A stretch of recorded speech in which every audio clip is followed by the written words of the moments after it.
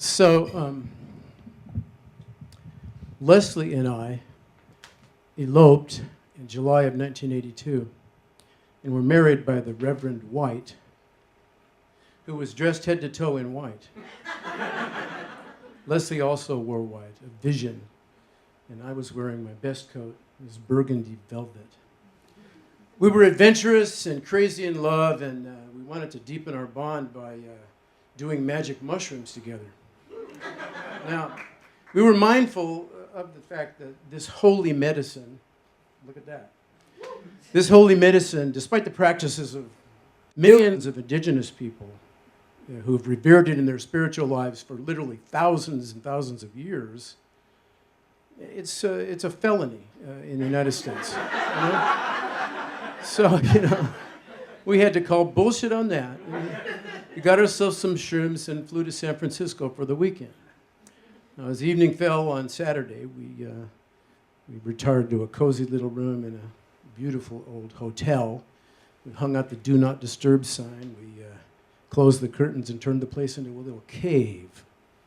We dined on mushrooms, kiwi fruit, first time I'd ever had it, pistachios and champagne. We lit a lot of candles, and we didn't really sleep for the next 24 hours. It was something. We almost forgot that we had to get back to the airport to catch the last plane out on Sunday, but we made it, barely. And we checked the one bag that we had brought on the trip.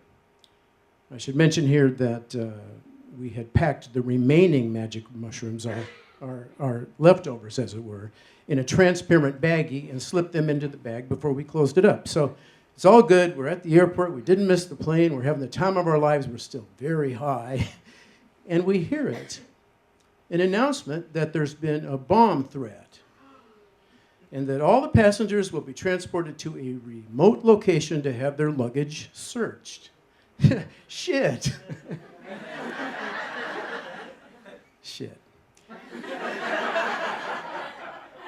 Okay, so what to do? Well, there's no point in both of us getting busted. The bag is checked in my name, so Leslie should go to her own remote location and just hang there, the better to bail me out later if I get thrown in jail.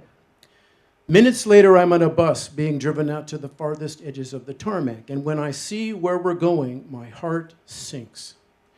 It looks like the drug search scene from the movie Midnight Express. But worse. Instead of those 2 tables, there's 8 tables. In 2 separate lines, our bags are extended in lines beyond them. There's 50 or 60 soldiers. They're wearing bulky protective gear, and they're backlit by massive Klieg lights. And these soldiers are wearing helmets that look like mushrooms, as the Mayans predicted thousands of years ago. So we're told to get off the bus, grab our bags, and go to a table. Now, I'm thinking, oh my God, I'm moving as slowly as I can, and I'm scanning the soldiers' faces, looking for someone who seems psychedelically experienced, I figure I'll bank on someone's mercy, so I pick a guy that has sort of an open face, and I say, I'm going to take my chances with that guy, if at all possible. But when I go to pick up my bag, I can't find it. I look again, both sides. I'm looking at every single bag with all my might, and I cannot find my frigging suitcase. So here I am. I'm in no man's land with nothing in my hands. Soldiers approach. Yeah. The boss man steps forward. Which bag is yours, sir? My bag is not here. Look more closely, sir. I did twice. It's not here. By now, there are 10 soldiers encircling me. They have guns, and I'm becoming aware of my unfortunate appearance. My jeans are way too tight. My boots are all scuffed up. I've got a nasty old black leather jacket over an ancient orange, tattered t-shirt with Bob Marley's ecstatic face on it, his dreads blowing in the wind. So I am absolutely in the wrong uniform. Even the look in my eyes alone, I know, is giving me away. If I had to pick anyone to be the bomber, it would be me. Describe your bag, sir. Well, it's big, medium big. It's blue. It's navy blue. It's got leather on the corners. It's got a big brass zipper. And the boss nods as if he knows something and goes off to consult with another soldier. The rest of the circle remains sternly intact, and I'm telling myself I need to calm my heart because it's pounding so hard that I'm sure it can be heard outside my body. Boss comes back with the man he'd been consulting, who immediately becomes the new boss, and he starts in. You left your bag against a wall in the terminal and walked away from it. Why? What? Why did you abandon your bag inside the terminal? I didn't abandon my bag. I checked my bag. No, you didn't. A bag matching the bag you've described was found unattended against the wall of it. I'm thinking, my God, am I losing my mind? Did I actually forget to check my bag? I left it. Oh, I've got a claim check. So I whipped that sucker out of my back pocket like a gunslinger drawing a pistol. Big mistake. I mean, you just feel, oh, I shouldn't have done that. But I got away with it. I got a claim check which proves that I checked my bag.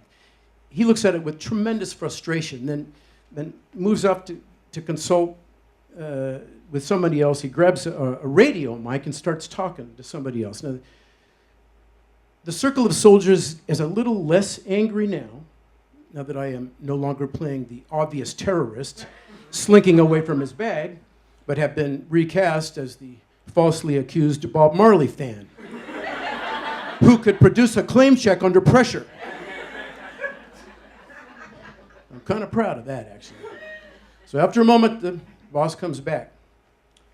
Sir, your bag has been detonated.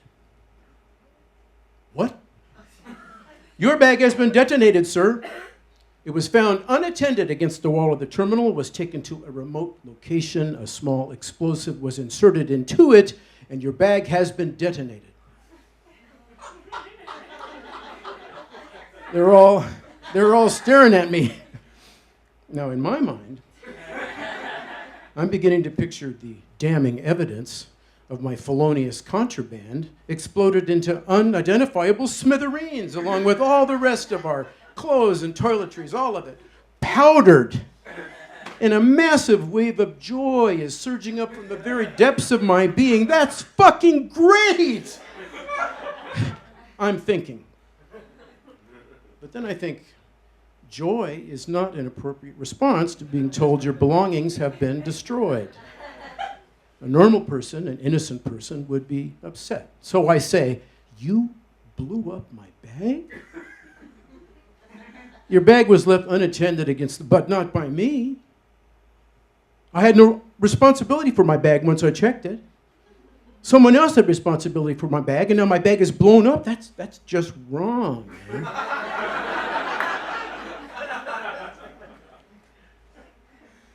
Someone else calls the boss's name, and he goes again to the radio.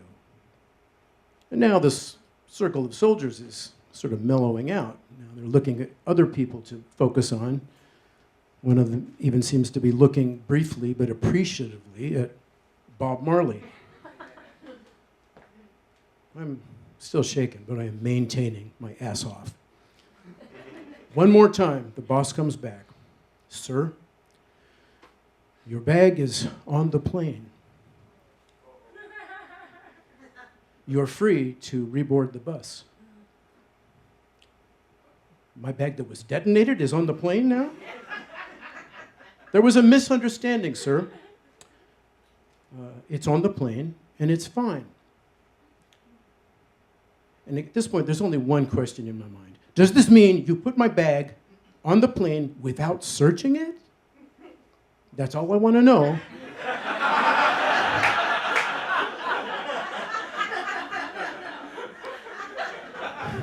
But I don't dare ask. Again, he says, everything is fine. Would you like to reboard? And in that moment, I know that the great mushroom in the sky has been looking out for me. Yes, I would, I say.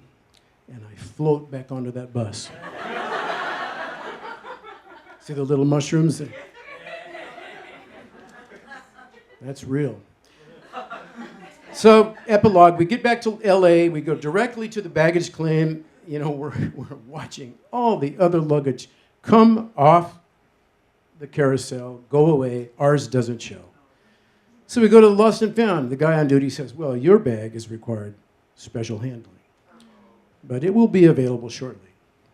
So at 2 a.m., the carousel spurts to life once more, and a single piece of luggage emerges from the chute, plop, everything stops. And we're over here saying, wow, what's that? That's not our bag is blue. As we approached, we realized that we hadn't recognized it because it had been covered with so much duct tape. In fact, yards and yards of gray duct tape were all that was holding it together.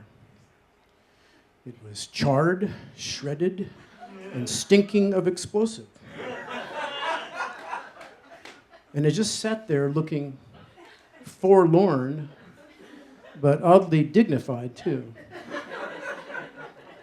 As if it knew that it had been ruined for no good reason, but through all of that, had refused to surrender our secrets. We were grateful. We took it home. Turns out the explosive had been inserted in a corner directly opposite the magic mushrooms. So when the thing blew open, they remained safe and out of sight. Everything else, including my velvet wedding coat, was totaled. The airline sent us $500 for the loss of our clothes. And Leslie and I, to this day, 35 years later, still remember that heroic bag and an amazing weekend, as if it were yesterday. Thanks.